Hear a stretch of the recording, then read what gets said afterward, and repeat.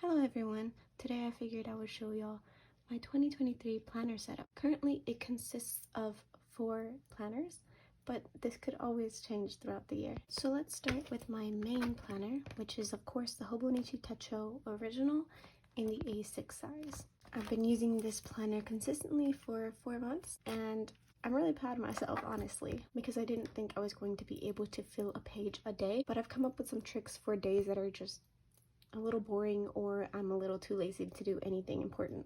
So I'm just going to take you through a little walkthrough of this Hobonichi pretty quickly so that you can see how I've decided to use it. So in the front here, I have some stickers I got in my CoffeeMonsterzCo haul that I posted a video of before this.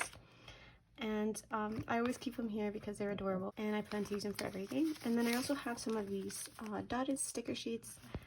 These are transparent and they're pretty cute. I got them at Daiso and there was like a whole pack. Then if we continue, the first thing that I've filled up is, I guess, the overview, the yearly overview. And here people do a whole bunch of creative things for it, but I decided to just write down every book I read a month. I read a lot a month, so this probably looks crazy to some people. I read more books than there is days in a month sometimes, as can be evidenced here, but don't compare yourself or anything. I just have nothing else to do in my life other than school, so I have a lot of time to read. I have a more in detailed book journal, but I have it digitally because I don't feel like printing out all the pictures of every book cover. But it comes in really handy when I take notes on each of my books, which I can go more in depth of. I'm obviously a very passionate reader. And then this, y'all kind of saw a bit of it from my previous video. I haven't been as good of keeping up with my monthly, so I need to go back and do some of them. This was January, February. There's a lot of penciled in parts. March, still haven't gotten around to doing it. And April. All of these stickers I got from a set. If y'all are interested in it, I will link it down below. It comes with certain themes for each month and a lot of sticker sets for each month. And so I decided to use this. I have some washi here, a lot of my CoffeeMonsterzCo stickers throughout.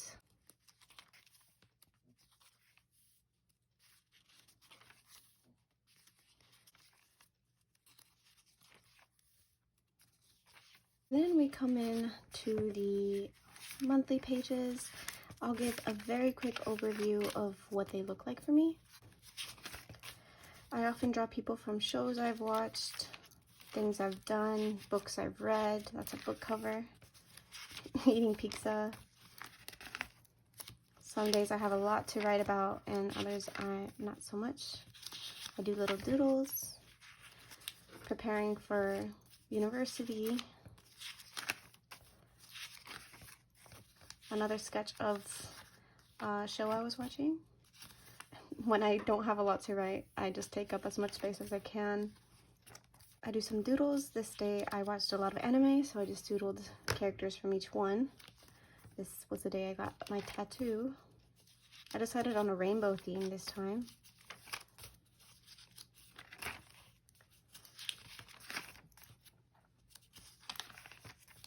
It's another show I watched. A really good musical. I drew Dobby. Just some other doodles. I was really pushing it this month to be the best I could in doodling. This is another book. We're currently in February. This is an example of sometimes not all of it goes to plan and there is some sketches that I never finished. This was supposed to be a book. And this is my cat playing on my iPad. My favorite restaurants. Certain places I've been to. What a beautiful day.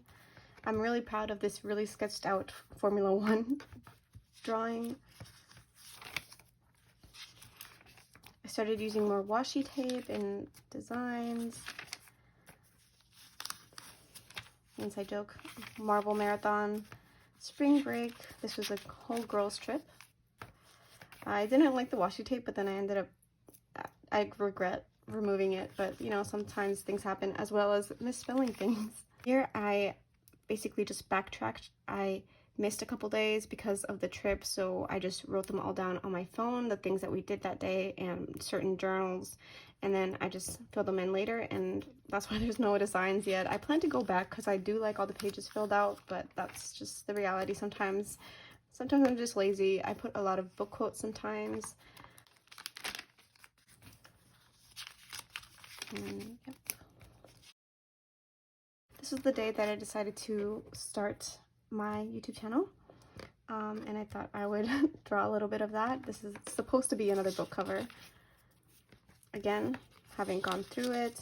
Daisy and Joe's in the Six, the show, guys, so good. Highly recommend it.